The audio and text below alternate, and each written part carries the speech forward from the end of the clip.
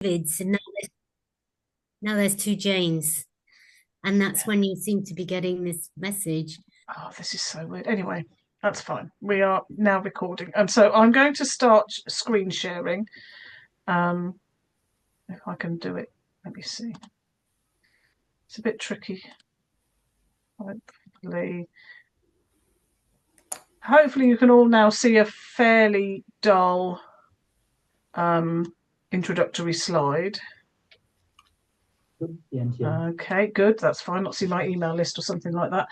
So this evening is going to be as I say, it's a bit of an experimental meeting in that we're going to talk about climate adaptation. We don't have a guest speaker on it apart from me, and our guest speakers are normally experts, which I am absolutely not, although I have tried to do some research into this. So really, the idea is for it to be very much an open discussion. So I've got some slides here for prompts, but really I'd welcome participation from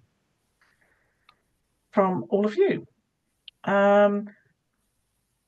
So how do I move on to the next slide without... There we go. So why are we talking about climate adaptation? Well, because I think it's a really important thing to talk about. It isn't something that I think gets as much attention as it should do.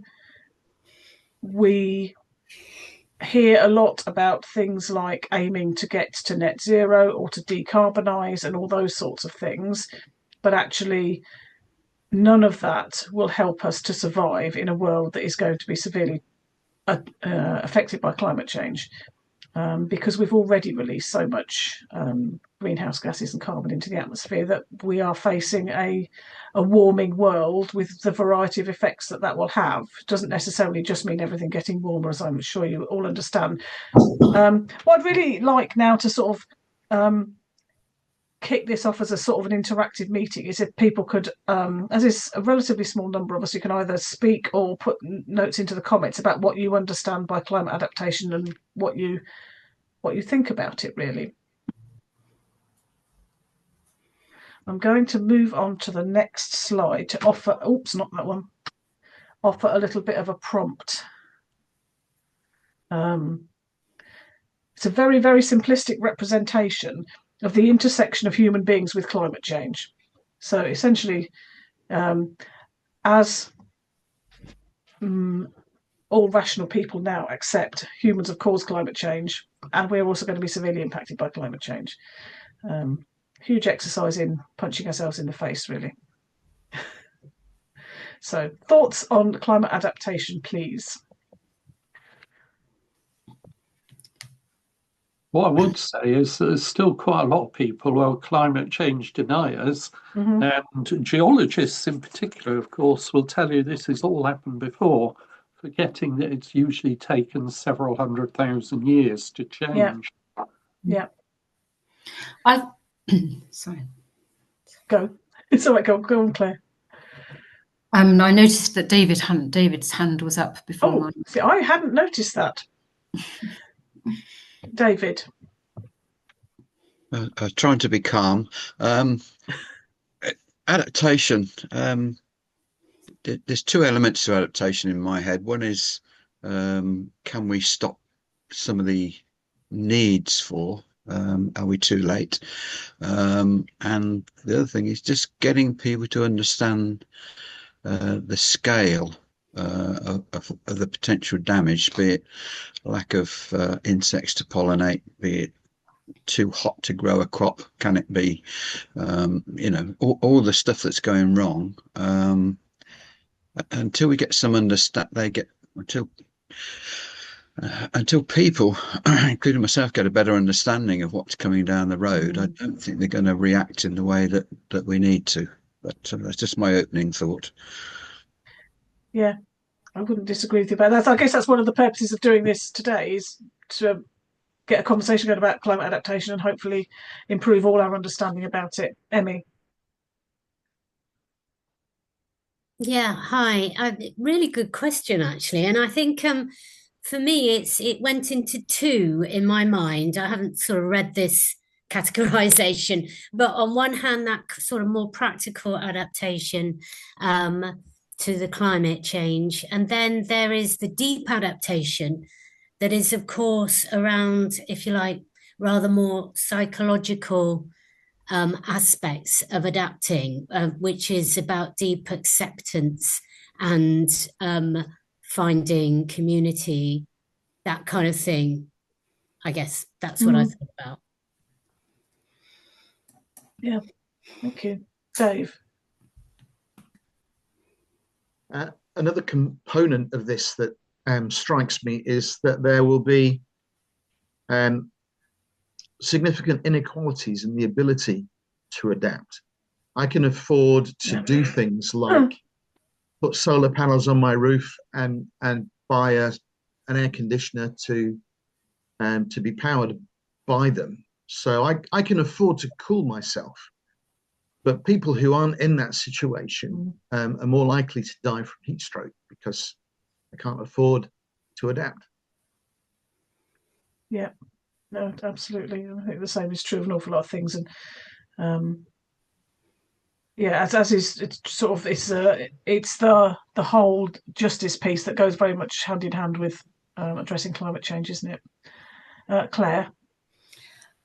Yeah, just following on from those kind of ideas, building resilient communities is about looking at those inequalities. So really, it is a kind of, if we're looking at the locality, it would be a council responsibility.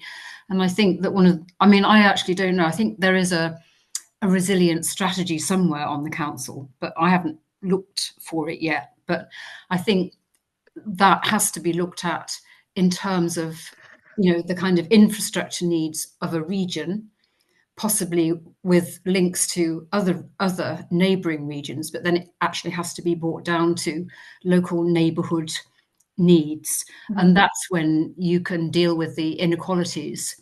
So, going forward, I actually think that councillors should be aware of this, and that should be a training issue for councillors to actually know what is needed at their ward level, even to the point of, well, if we're suffering from heat, drought, or extreme cold, for example, how can we protect people against that, in the way that the animal world would protect.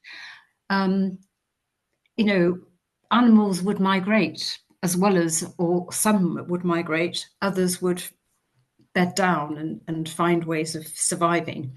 So there are, maybe the answers are in the animal kingdom, but certainly there needs to be a political level of discussion about building resilience here. Sorry. Yeah. Did you get that? Yes, no, I totally agree. I think there does need to be a political level of discussion. Yeah, we'll come on to those things in more detail later on, I think. Rupert. Okay, Claire's just mentioned migration, of course. That's going to be very important in this. But I just wonder, by changing the emphasis from humans causing climate change to humans impacted by climate change, we might forget the former. And of course, the thing with humans causing climate change, it's all over the world. It's everybody causing it, whereas being impacted is very local. So, or pretty local. And of course, there's a huge number of impactions, aren't there? Whether it's flooding, heat, cold, wind. Yes. Are they violent things or general things? Well, food. It's a huge subject. Yes, and I probably might be helpful to say that later on that I want to sort of consider climate adaptation in the aspects of what we've looked at before in corners being the basics of life. So look at it in terms of air, food, water, and housing to help us break those things down. Emmy. Yes, just picking up something Claire said.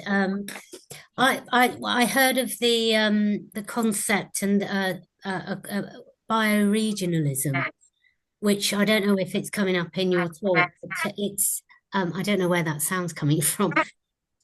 No, I'm just going to try and mute everybody to. Yeah. Yes, bioregionalism. I won't go into it now, but it is about deeply getting to know one's area and watershed and that kind of thing, the geography. And it's just a really interesting subject that's very, very linked with adaptation, just to say. Yeah, thank you. Right, okay. That's been really helpful to get those thoughts and an idea of where people are with this. I'm just going to flash this. So this is just basically a definition of climate adaptation I took from Wikipedia, just to sort of clarify where we. So this is the process of adjusting to the effects of climate change, both current and anticipated. So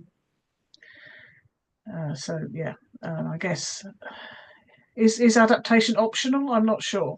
I think at some point we'll all be forced to adapt in one way or another. Or die. Well, yes, basically, yes. I didn't want to say that, but I think there is that possibility, isn't there? I mean, Claire talked earlier on about how animals respond to changes, but we are putting so much pressure on the natural world that actually it isn't possible for a lot of creatures to continue adapting, and so they're shrinking their range, and the populations are falling because they can't adapt or they can't move. Claire, you got your hand up?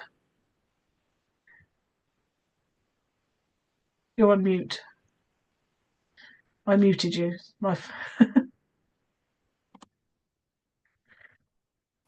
Yeah, sorry, I've just forgotten what I was going to say. I remember. Yeah, it's sorry, it's something that Emmy said. I think obviously humans have caused it. So maybe in this because I think if it's really dire, if we have long periods of drought, so 10 years ahead or whatever, we're going to almost be on a war footing. And we've got to kind of work hard to show that communities can work together. So this is, and teach that it's not an individual thing. And this is going to be hard depending on, the locality and the community. And the earlier we start with that, the better, because people will get used to working together. So I think there's again, at a political level, there's a kind of a vision that we have to have of collaboration and actually engaging with people and literally teaching them that is how we'll move forward, because there may be we might get another pandemic or whatever happens. Working together is going to be essential. Yeah, I agree completely. Mike?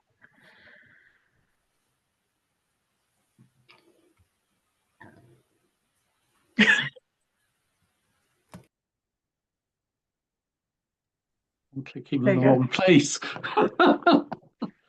Age thing, I think. Yeah. So, right, what was I going to say?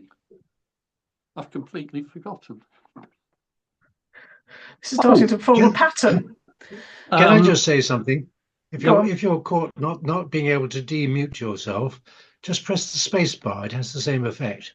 Oh, brilliant! Yes. What I was trying to do was to click the red button at the top, which isn't of much use at all.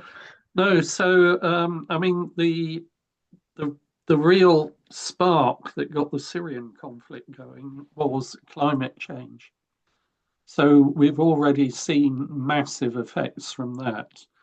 And there is some thought that the problems for Putin at the moment are caused by climate change, because I think the Russians see it as very advantageous. Sea level along the north coast of Russia is expected initially, until such time as Antarctica melts, to drop. Russia will get quite a bit warmer.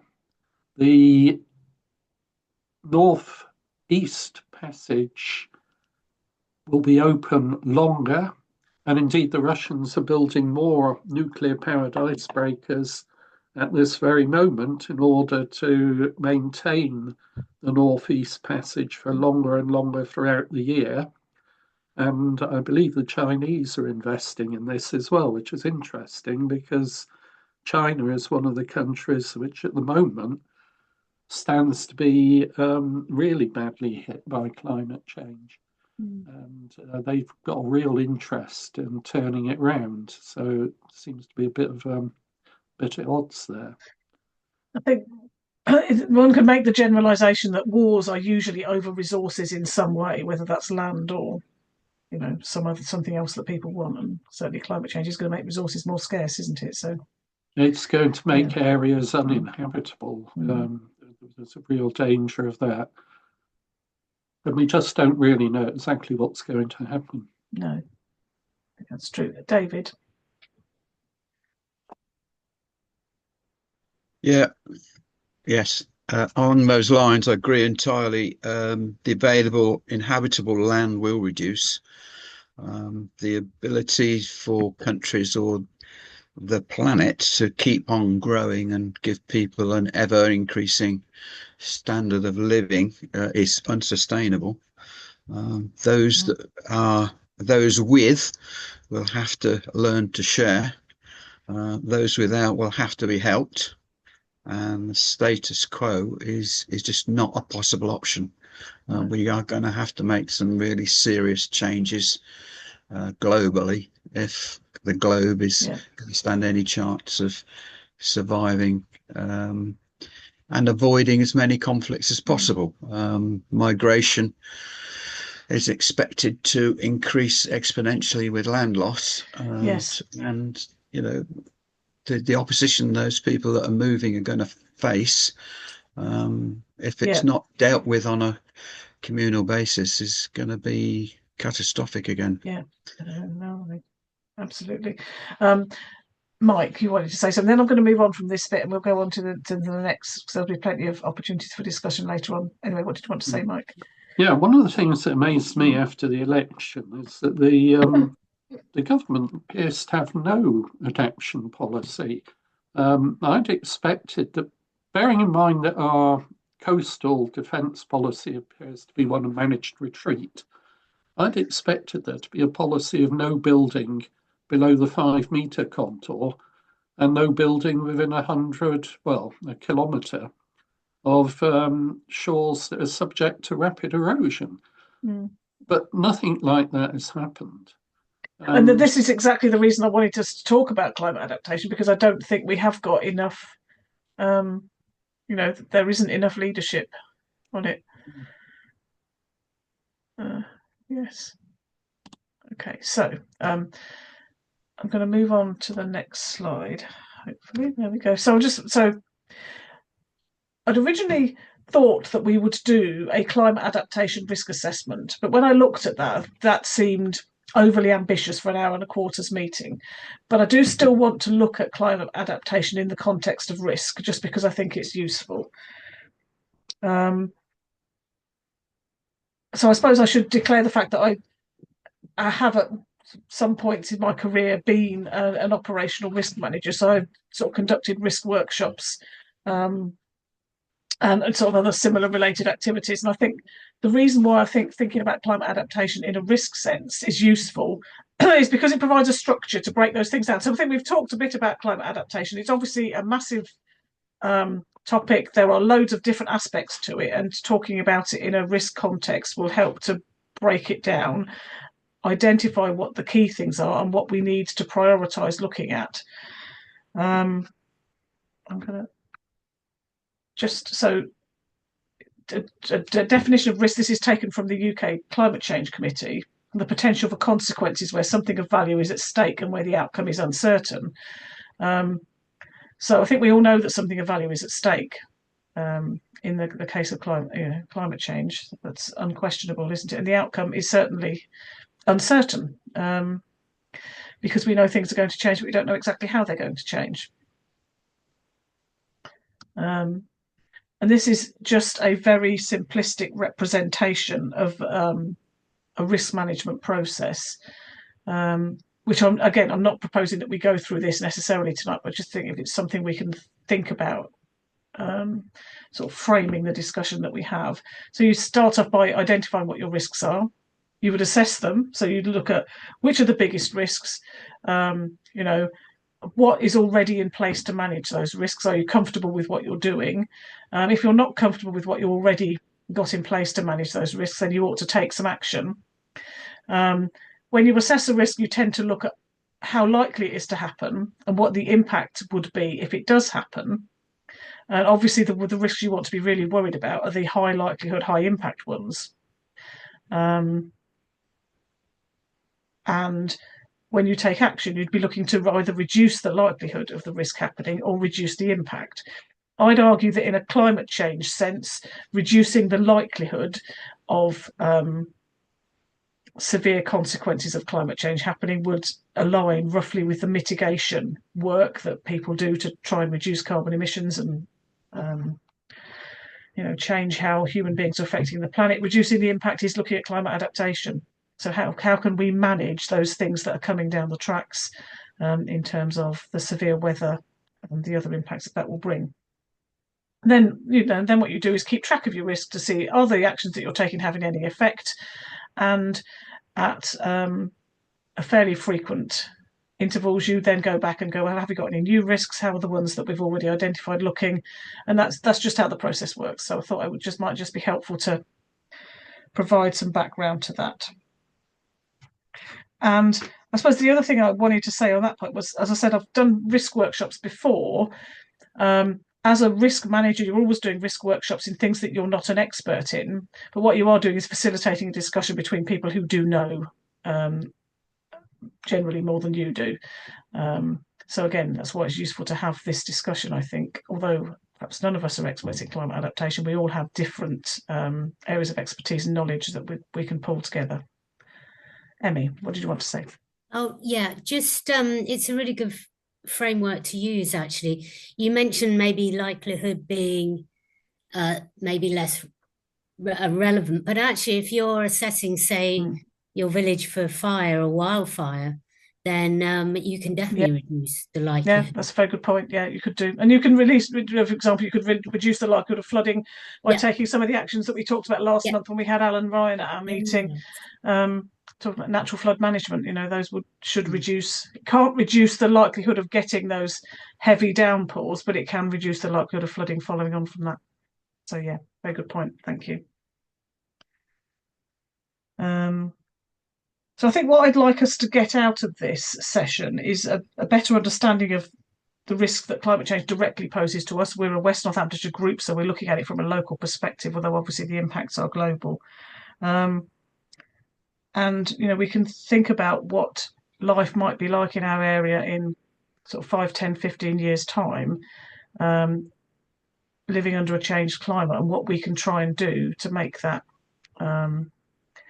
less of a severe impact. So, not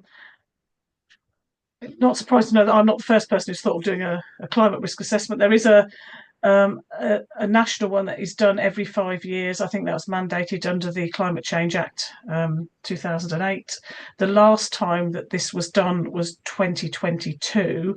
This is just a very high level summary. They looked at 61 risks, and what they do is they select risks that are already considered to be high risks to the UK, and then they categorise them. Well, they rate them according to how urgent they see it as being that we take action on them. So out of those 61 risks, they think that 34 of them are high urgency, so we're not taking enough action, and they know that we're not taking enough action, so we need to do something about them. So that's more than half.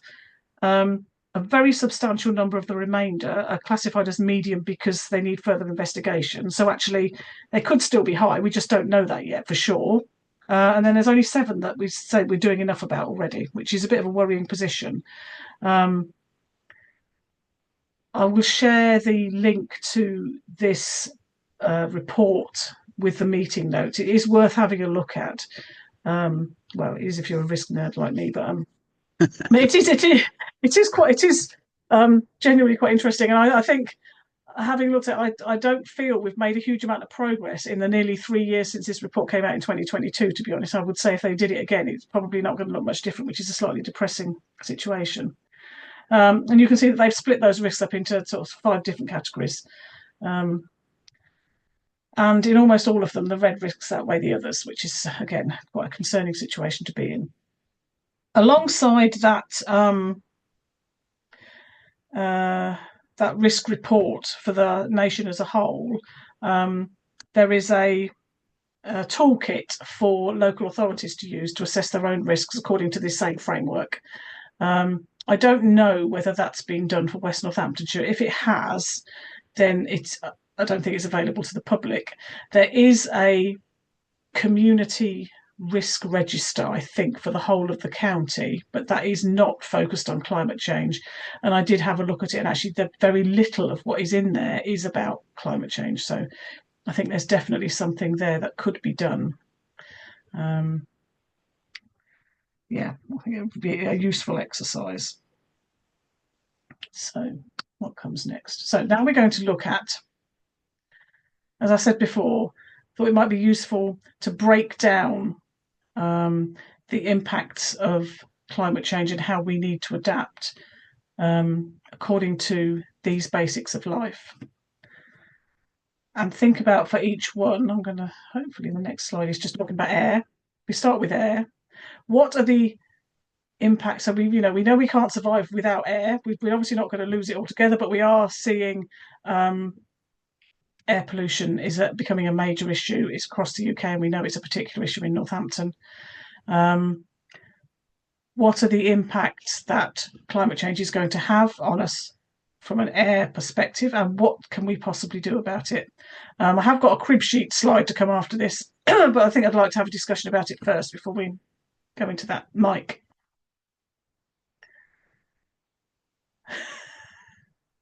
Sorry, you've got to have steady hands to use these devices. It's really annoying. Right, so one that's blazingly obvious to me is we're getting a lot more pollen now. And for the second year running, I've had to take antihistamines. And this year, I've had to take them for the last week. And this is the tree pollen that's around. So I think natural pollutants, if you can call them that, are likely to get to be a problem. And of course, we're going to get different pollens as well as the plants change, and we've got no idea what changes are going to be coming along in the plant world. So, no, that's a very good point. Thank you, David.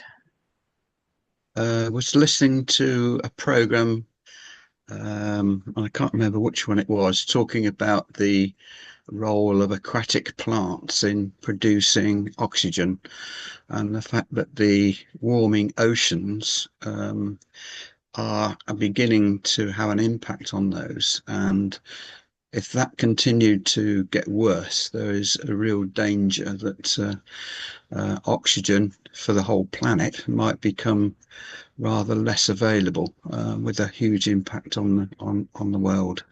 If I can dig out that information, I'll share it. But at the moment, it's a memory, but I can't remember the details. So apologies for that. Yeah, I think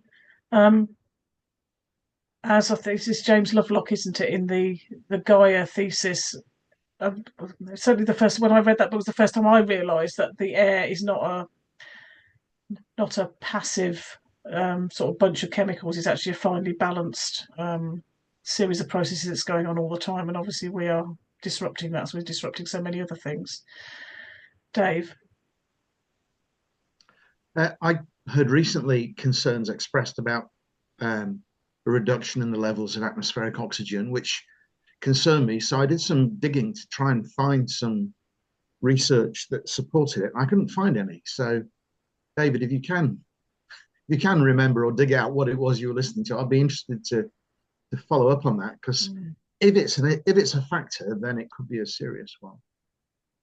In terms of air pollution, it is gradually dropping as older vehicles and older industrial technologies get replaced by improved, diesel engines and so on. And of course, as internal combustion engines are being phased out, replaced by electric vehicles, that's going to also reduce air pollution. So I am expecting, because of the changes we're making to mitigate the climate crisis, I am expecting air quality to improve. That's a positive view. That's a good thing. Yes, so that's what you'd expect, isn't it? That some of those actions that we're taking will clean up the air somewhat. Mike? Yeah, I don't think an immediate reduction in oxygen levels would be particularly significant because, I mean, I probably wouldn't survive at the top of the Alps, but people can quite happily live at that sort of altitude. And it's only when you get to well over a mile high and you're having big trouble getting enough oxygen in that it starts to have a real effect. So for us here in Northamptonshire, I think you could see quite a significant decrease in oxygen. Might reduce fire risks. Yeah, that's interesting. Yes, Harry, your real hand is up, so I'm going to bring you in next.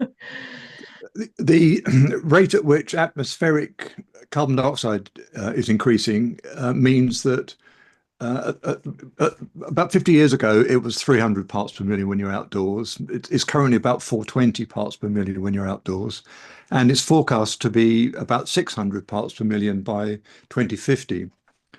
If we have a room full of people, I mean, if we weren't here, but on Zoom, but meeting in one of our rooms, we would very quickly ratchet up more than 800 parts per million of carbon dioxide. And the significance of that during a pandemic is that carbon dioxide supports viruses, and low levels of carbon dioxide, the virus won't survive very long. But in a carbon dioxide rich atmosphere, the droplets that we emit if we had COVID, if we sneezed, and I mean this is purely hypothetical, but it means that indoor meetings, to avoid everybody getting contaminated by the current virus, we would have to have mechanical ventilation in every public place with filtration that either cleaned it out, or we'd have to drag outside air in. Because when it comes in at 600 parts per minute, there's very little we would need to contribute as participants in that room to push it over the magic 800 parts per million threshold, which sustains this. So I think it's an important factor, and I think it would be worthwhile doing some research on that and getting some references, because it does have an impact on the design of buildings as we progress through this century. And especially with a focus on making buildings more airtight for energy efficiency reasons, there needs to be arrangements made to make sure that air can be regularly sort of cleaned and exchanged, and we're not just all breathing in and out the same stuff all the time. And I think the other thing is that, although, as Dave was saying, that air pollution levels are gradually falling, if we're expecting to see more heat waves, which I think we will be doing, that effect does tend to hold air pollution where it's been created and not move it on, as we would get with other weather effects. So that means that, added to the effect of heat on people's health, you've then got that heat combined with dirty air, which for vulnerable people is not a good combination. You're going to see a lot of pressure on the health services. And and the hospitals themselves, unfortunately, in a heat wave, are not particularly pleasant places to be necessarily, because they don't tend to be air conditioned.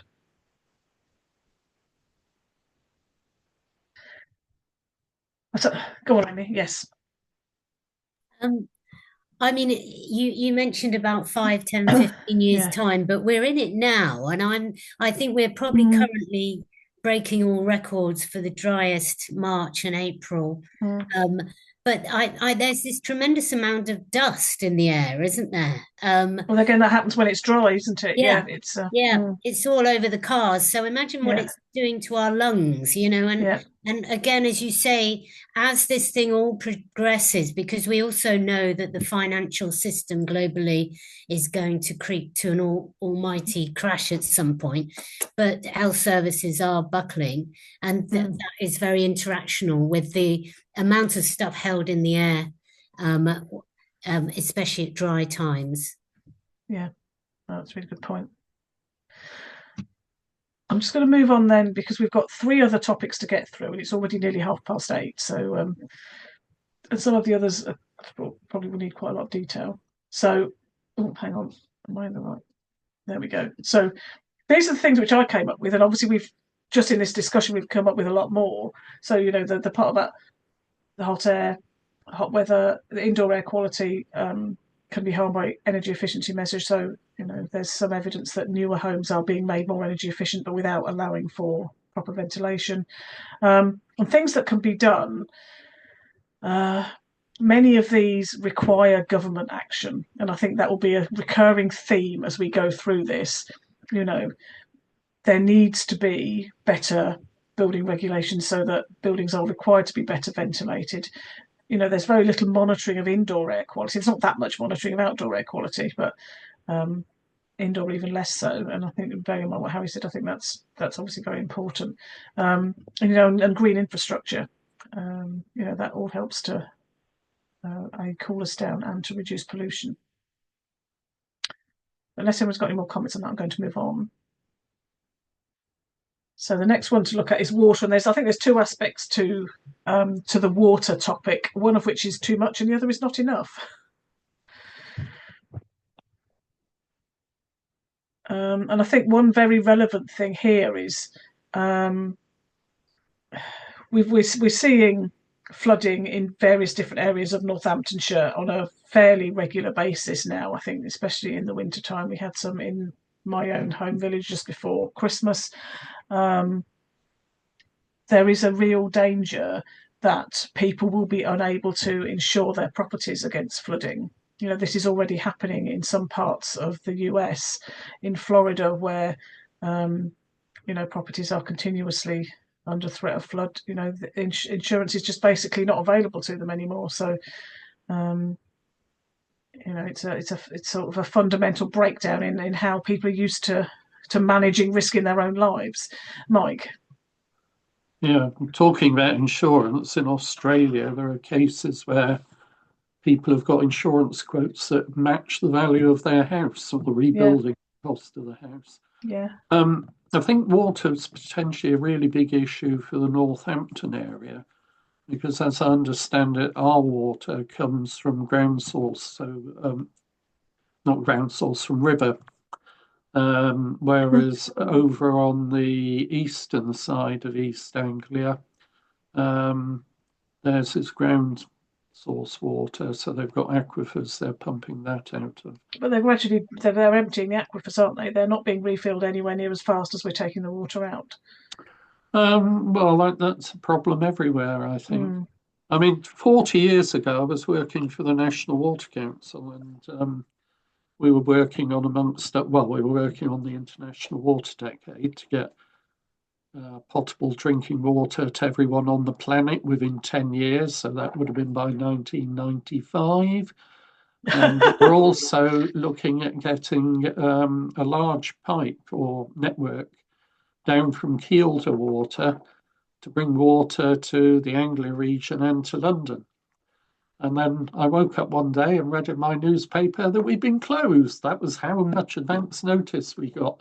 And of course, those 2 projects died with it. Well, and interestingly, now, oh, sorry. Yeah, I think now we're really regretting not putting the pipe water in. And millions, well, the pipe from Kielder Water, and millions of people have died because they haven't had access to decent drinking water in the meantime. Many millions.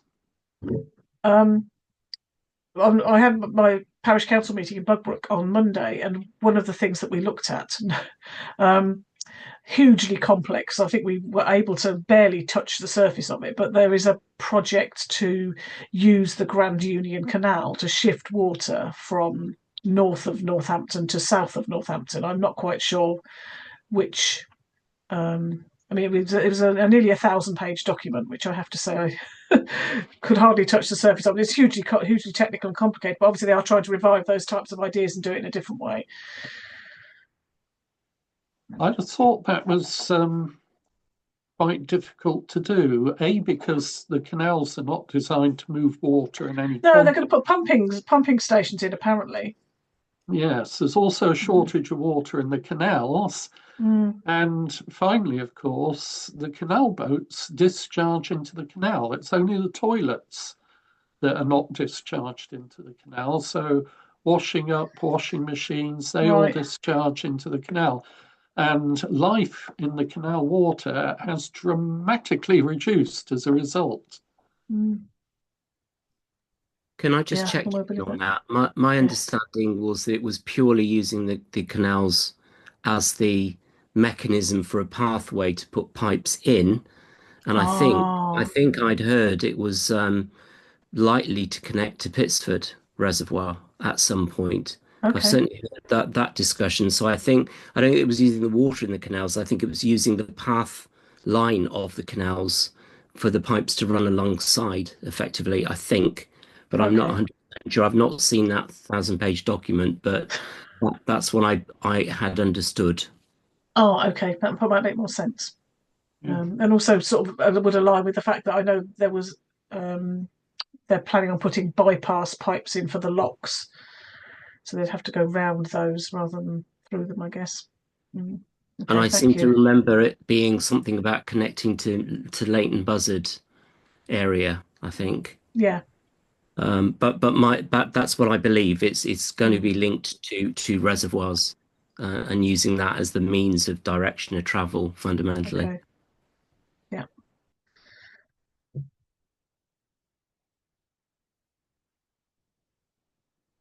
Any further thoughts on this? They make, I think I've said this before, but when I was a child, we lived in a house which had a huge underground water tank, which collected all the water from the roof. How big it was, I don't know, because it was a heck of a lot smaller then.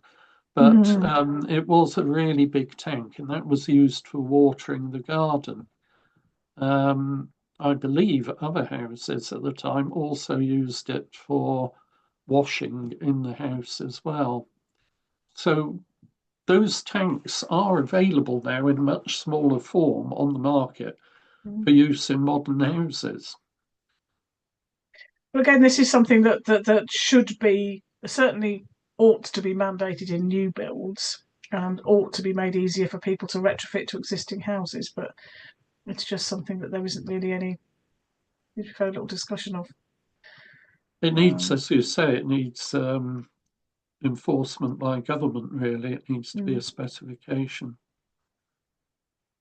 David? Oh, you're on mute. Talking to myself as usual. One of the big problems with water shortages, of course, is agriculture, and that if we can't water the crops, then in a drought, that's one of the big problems in my head that's going to loom large. I think agriculture suffers in two respects, doesn't it? Because we've seen in the last couple of years that it's been very difficult to go onto the land to plant crops. All stuff that has been planted has just rotted because the ground's been too wet. I think you've got too wet, too dry. Yeah, exactly. Mike? Does anyone know how the agricultural practices work in, I think it's around in the area of Mount Kilimanjaro, where the local agricultural practices are to have trees. You get fruit and various things from the trees, and then you have crops that you're growing under and around the trees. But I don't know anything at all about this practice and what it actually entails and what they're growing even. The complementary planting to provide shade and something like fruit at the same time. Makes absolute sense. Yeah. Claire? Unless you see how much water the tree takes. The northern hedge of the field in front of our house here, 2 years ago, there were sort of bare patches along it, and I thought, is this the sun or what is it? And then I realised it corresponded with where there are trees in the hedge. It was nothing to do with the cows sitting there or anything. It was just purely lack of water from trees taking a lot. And so I don't agree with growing trees in the middle of crops. Yes, there's a windbreak around the outside, but in the middle, it doesn't work. I'm not sure what they were growing, and again, I'm not sure what the weather conditions are. I know that there's in one area there's a thunderstorm that goes up the mountain at one part of the day and comes down at the other part of the day. So I don't think they've got a shortage of precipitation there, unless they've got wet and dry seasons. I don't know. No, I don't know either. Claire?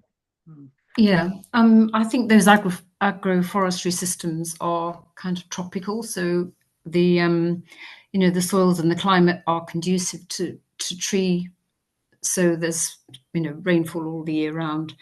So I'm just thinking about early farming systems which tended to have that pattern.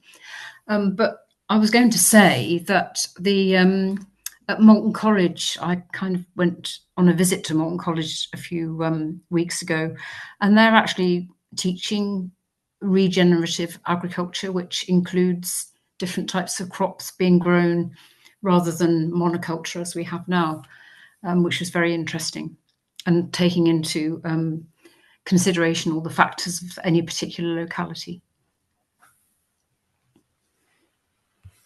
Such as?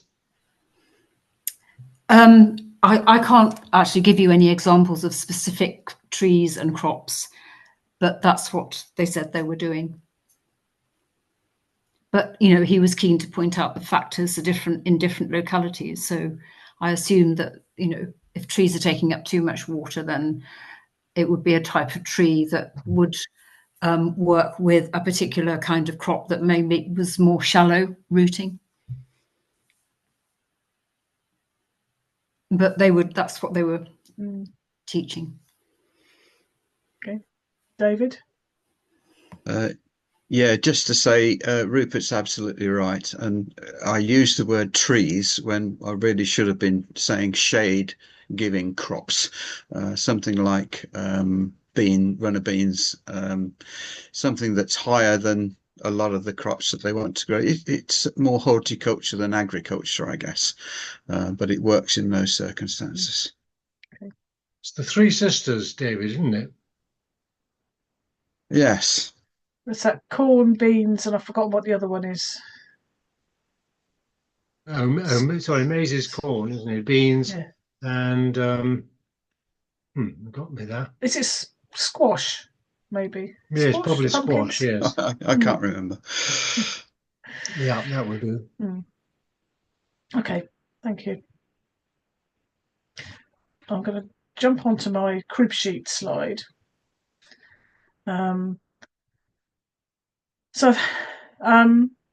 We talked about last month with Alan Ryan and Sarah Parry that there's now more of a risk of surface water flooding than there used to be. That the relevant agencies are used to dealing with rivers bursting their banks, but they're not so used to the volume of water just rushing off the land that we're now getting because of the increased rainfall. And one of the really interesting risks that is on that UK climate change risk assessment is, I can't remember exactly what the wording is, but it's something about a cascading risk across all infrastructure types. So, if there's a storm which takes out the electricity, that will then affect the ability of the water infrastructure to work, and it affects transport and all these sorts of things. So that that things tend to link together, obviously. Something that I haven't been aware of, but it does make absolute sense, is because soils are drying out, you get more subsidence, and that means that you get more burst pipes because it puts pressure on the pipes that they weren't built to withstand. And then we've got the things on the right that's stuff that we should be doing about it. But I'm not convinced that these things are necessarily happening. Mike? Yes, it's an area I'm a bit confused about as well, particularly with what happened at Heathrow recently. Because, as I said, 40 years ago, I was in the water industry, and a lot of water companies in those days had their own power stations, particularly Thames Water. And there was a reason for that. And the water pipes in London in particular were old. You couldn't afford to lose your pumps suddenly. That would lead to a back pressure in the pipes and you would be in real trouble. Pipes would collapse. But they've all gone away now to electric supplies. And these are supposedly guaranteed uninterruptible supplies. And a lot of water supply will rely on that guarantee being a real guarantee. If you have a situation where the power is suddenly turned off, I know London are putting a lot of capacitors into their network to try and cover this, but I think it would still cause a lot of trouble elsewhere, and probably in London as well. So it's a bit of an aside. That it's just something I'm interested in. No, it's all interesting.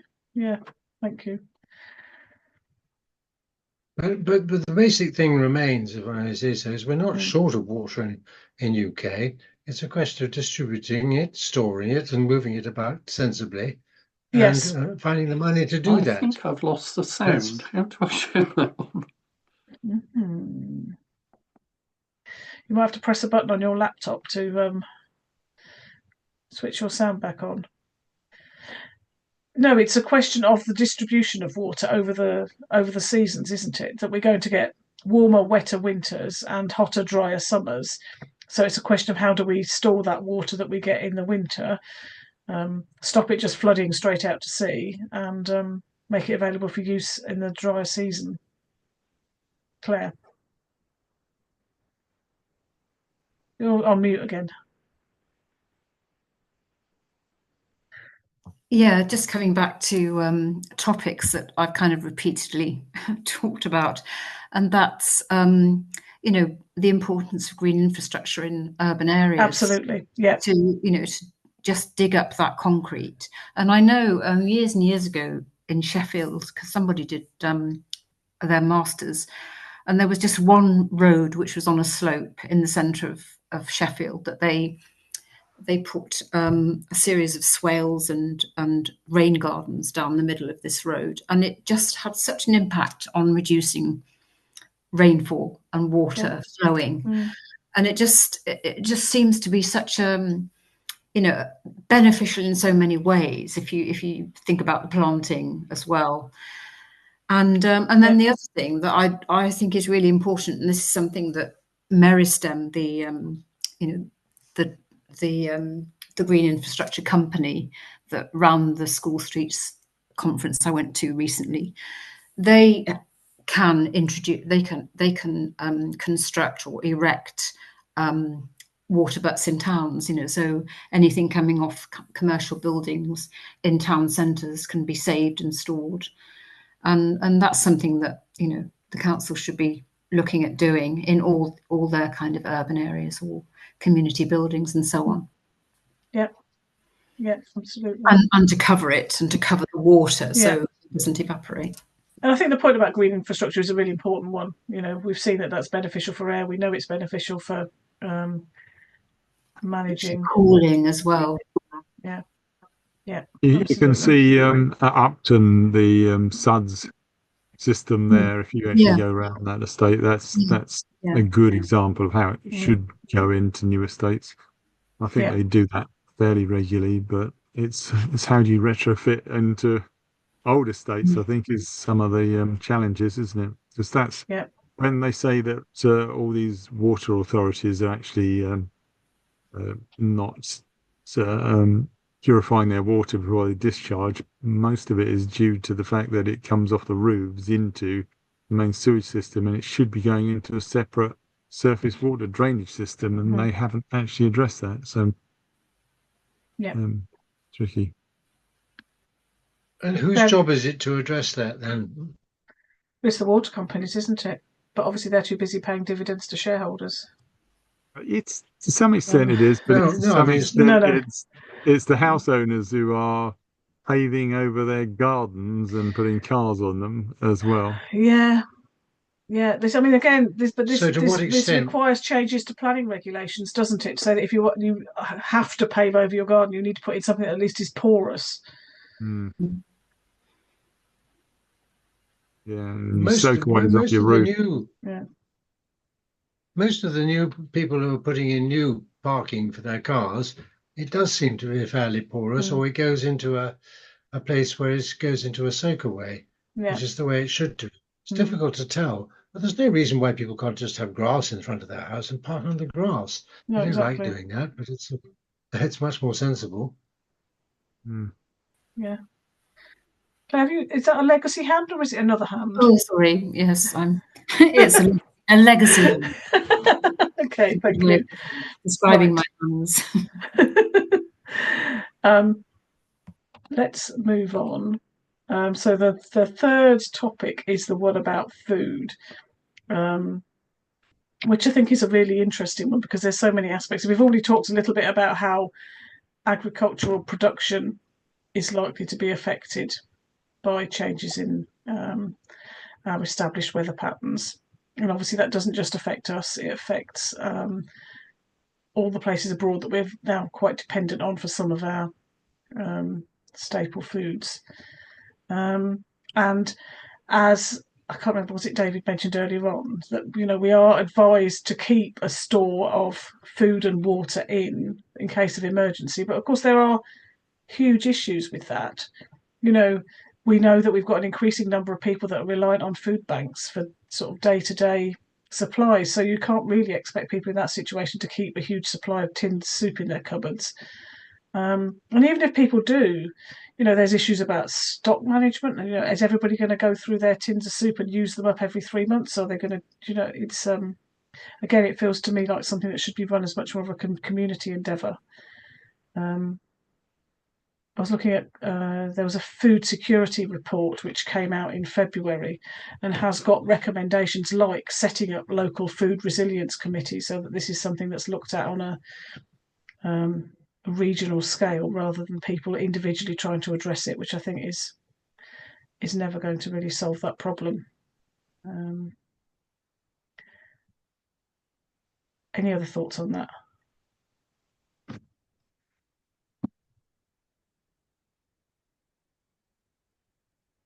David? If councils and communities get involved in that, then they could manage the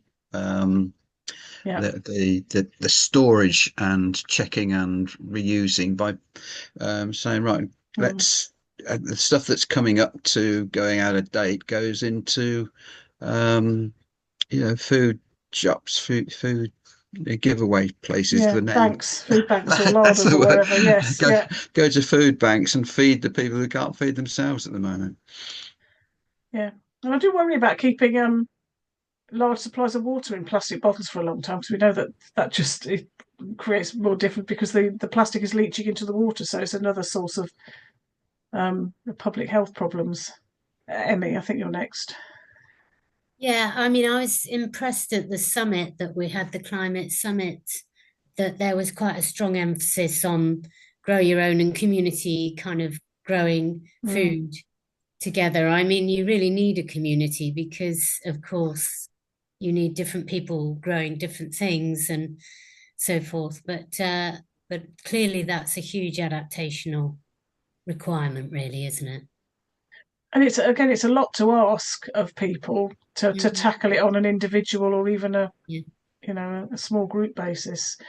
And with the best will in the world, however many allotments we have, it isn't going to replace I think what people buy from supermarkets. And if that supply chain is broken, then as we saw during COVID, it's a huge problem. To me, it's I think there's various words for the sort of post-growth world, if you like, where there isn't any choice anymore, and we're going to have to live extremely differently. and that will be part of it. So there's the adaptation, the aspect that actually leads into completely different ways of living in society. Yeah. And I think this is the conversation that people are sometimes quite reluctant to have, aren't they? Because they want to say, let's do things which help us continue with our existing lifestyle in a decarbonised world. And that just doesn't seem very realistic, does it? That's absolutely it. That's a great nutshell, Jane. Thank you. Mike? Yeah, I think you can continue your lifestyle in a decarbonised world. That's no problem. There's alternative power sources and the like. But I think the big problem with food is, from the point of view of growing it, we don't know what the weather's going to be like in the future, particularly in Britain. It could be getting hotter, it could be getting colder, it could be wet and wetter, it could be getting drier, it could be getting all of those things. And we could be getting loads of new pests and diseases that we haven't seen before because it's getting warmer. So, we're already seeing that with some. Yeah, but I think a big problem with food stocks is that the supermarkets don't seem to have any anymore. There doesn't seem to be anything in the pipeline. Rupert know the answer to this, but certainly in COVID, the supermarkets seem to run out of everything within a few minutes. It's unbelievable. I think it's a just-in-time principle, isn't it, for the supply chain? And I think one of the recommendations of that food security report that I was talking about is to move to a just-in-case rather than just-in-time. But obviously that costs more money. And this is all about our food supply system is run by market forces, which are about minimising cost and maximising profit. I don't know much more money it'd cost. Again, Rupert will know. But I mean, frozen food is frozen. Canned food is canned.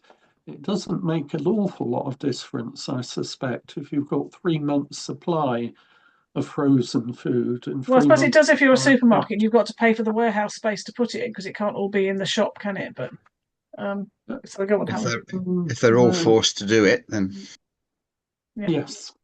But that's what half our warehouses must be about, isn't it? I mean, we're all grumbling about all these warehouses going up, but they're going to be storing stuff, whether it's food or other things, I'm not sure. But definitely, as you say, frozen and canned goods can be stored for a very long time. Yeah. We need a backup somewhere. And I see Jonathan's come on now with his food larder and everything, so perhaps he knows a bit more about because you're getting a lot of food, aren't you, Jonathan, from places? We are. In fact, I was going to make the point you just made, which is, and this is a moot point, I know, particularly for Harry, I'm sure, given recent news about appeals and such like. But that's the challenge that we've got, is habits of change for shopping, as we know, is creating demand for storage. And this issue that we're talking about potentially creates demand for storage.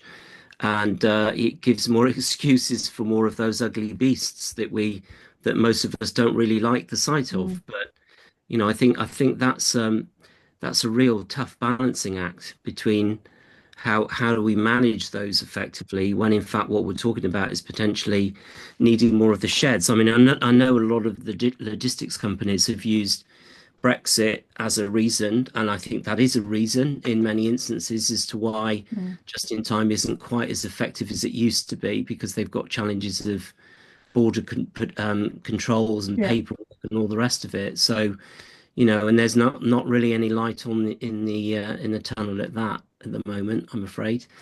No pun intended. I didn't mean that tunnel particularly. I just meant a tunnel.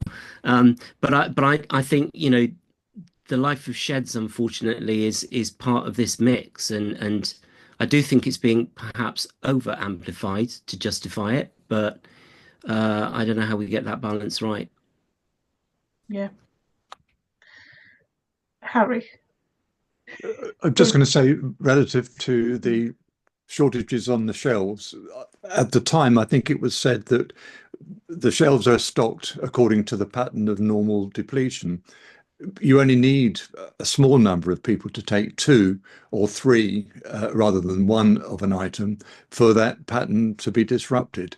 And there's probably also a knock-on thing where if you see an entire aisle that used to contain toilet paper only has one or two, then whether you need it or not, you may pick up a packet. So there's a kind of that kind of consumption needs to be controlled. Yes, I think that's a fair point. In a crisis. Yeah. That's all I was going to say. And I won't talk about warehouses, Jonathan.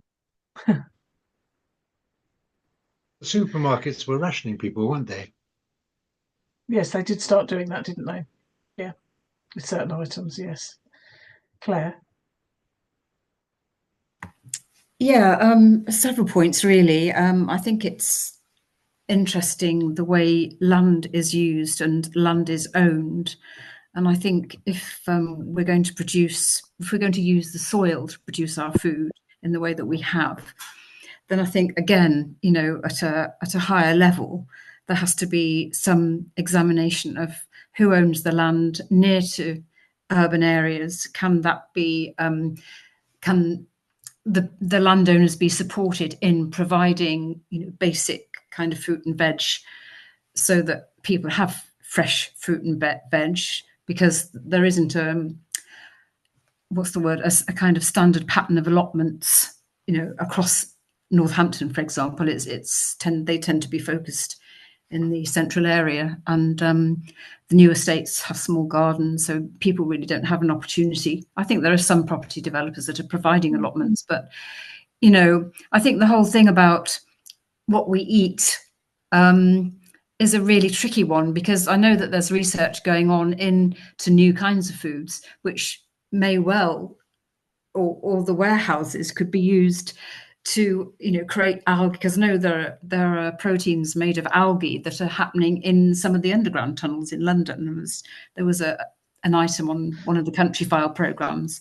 So different sorts of foods that are being researched into as a way of providing food security. So that's just one thing. And then, so different approaches to this issue of food security. Yes, thank you. And I think just to say that you need to be careful about stepping into the realms of ultra-processed food, which obviously is a whole other huge public health issue. When we discuss about storing food, I would have thought it's actually not an answer, is it? I don't see that everybody having 365 cans of baked beans that might give you a year's supply, but what happens after that? I mean, it has really got to be more of a government, as Claire was saying, a sort of understanding of how the land is used and more self-sufficiency of the country, so that you're less reliant on other parts of the world to get your food. But that would require people to learn to accept that they can't have strawberries in the middle of winter, which is not a place that we're at yet, is it? Well, it's not where we're at, but I think when it's rather a case of, if they aren't going to be supplied, then you can't have there them. needs to be there's got to be enough that we shouldn't be picking fights with farmers. We should be making them our best friends, shouldn't we, at the moment? I think so. Alison, you're on mute. It's also what we eat, and the amount of farmland that is dedicated to growing food for cattle, for us to then eat the cattle, is part of the problem, because those cattle also, as from the carbon and methane side of things, they're producing so much, and that people are going to, as same as they won't have strawberries, they won't have access to that protein in that format, and we need to move on that earlier rather than later. Yeah. It is about understanding, about people understanding the origins of their food and exactly what is required to put that stuff on their plates, isn't it? Can I say, we didn't run out of anything really important, did we, in COVID? We just had to change. There were times when, the shelf that you couldn't get pasta for love nor money, but there are other things that you can eat. Fried bread, I mean, it's ridiculous. We're not going to run out of bread that quickly with the amount of wheat we grow. So it's it's really people have got to adapt to what's available. Yeah. If there is a problem, okay. Most of the time there won't be a problem, but if there is a problem, you have to adapt. Yes. I'm conscious it's now 9 o'clock and we haven't yet done housing. So I'm just going to quickly jump onto my slide about food.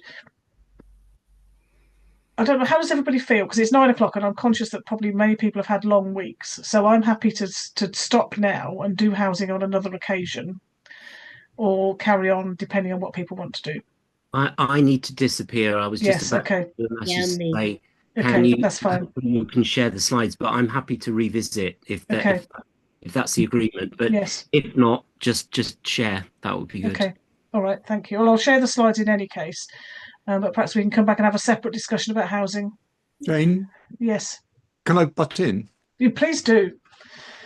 I think what we begin to look at is incredibly important, and I think that the role that Corn can play needs to be beyond just sitting around one evening and having a chat about it, because I think the new administration in West Northamptonshire Council, we need to understand those issues that are beyond the scope of an individual action must be at local authority level. And although Jonathan's very kindly given me the intro to talk about warehouses, the reason we've got warehouses here that we don't want is because they were never part of a forward plan. And the forward plan, the planning function at West Northamptonshire Council, in some senses, seems to be non-existent. It's purely reactive. The idea that we can look at our sub-region as a set of developer-driven reactions is just nonsense. We need to look at where our region will be at a time when the climate has changed, not just on a net zero viewpoint, but from the point of view of where it will be in 5 years, 15 years, 50 years, and plan accordingly. And if we aren't planning, then it's just going to be chaotic. We've seen in North America what happens when people don't stick to the plan. Chaos ensues. And I'm not convinced that the planning function within West Northamptonshire Council, and I have to apologise, Jonathan, if I'm saying something that... Not at all. I probably completely agree with you, Harry, but... Yeah, so the answer to your question, shall we carry on talking tonight? I think no. Let's fold it, Jane, if that's okay. No, I think that's the right thing to do, yes. And then have this as the agenda item and get someone from West Northamptonshire Council to explain what the planning function is and what their planning horizons are and how are they considering the things that we are looking at here. Yeah, I think that's a very good idea. You know, and constructively, it will not critically. require people to make. Bye, Emmy. Thanks so much for coming. Thank you. See you Thanks, soon. Jonathan. Bye-bye, Emmy. Bye. Require people to make some unpopular decisions and difficult decisions. You know, because it is preparing for things that people don't want to think about. Anyway, just I'll take a couple of comments from David and Claire, and I think we will wrap up because I'm sure everyone has got other places to be. David. Been really interesting. My only comment as a former councillor was I avoided the planning committee like the plague. Personal people who come to planning complain, it's all very personal and difficult. As far as the planners are concerned, they have a huge amount of constraints on them provided by government, so they can't do what they want to do, they can't do what they should do. It's enormous. It's a minefield. Thank you. Claire? Yeah, I was just going to say that I think, you know, Corn has a really important role here, because if we're going to think about adaptation, as we've discussed, you know, we perhaps should be thinking about how we can do presentations like this on and break it down into specific topics like, you know, local food, and then just, you know, have people that we invite to talk about how we can move forward as a sort of educational vehicle for the general public and people interested. Anyway, that was just a thought. No, thank you. Thank you. No, I think what Harry said was also very, very very relevant. We do need to sort of try and push forward the agenda on this. Yes, it would be good to have an event. But and just for anybody, just it's a bit of a side topic, but just because we've been talking about food, there is the West Northants Sustainable Food Network is organising a food summit on the 3rd of July. So if people might be interested in attending that, then do let me know.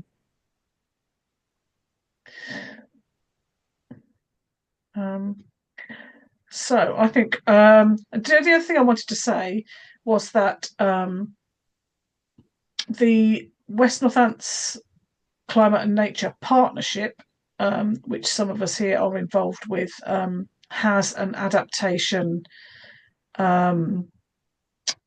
theme, which they would like to do some work on. So if anybody's interested in taking part in that, that might be something that we could wrap up with the role that corn might be able to play in this whole piece.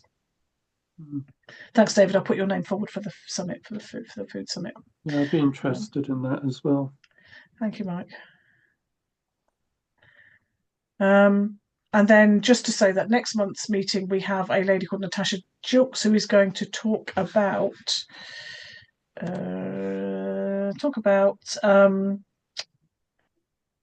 energy efficiency. And she comes from Cozy Homes, Oxfordshire. So this is talking about retrofit, which I think will be a topic of interest to everybody.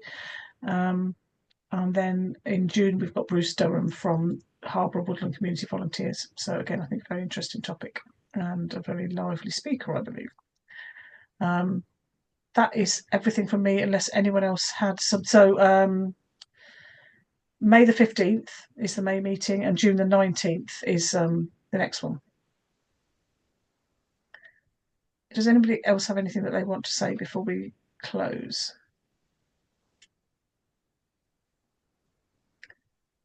Thank you all very much for coming. It's been a bit of an unusual meeting. I hope it's been a useful discussion. It's felt quite unstructured in some respects, but I think it's been useful. I've certainly learned plenty from talking to all of you about climate adaptation, so thank you very much.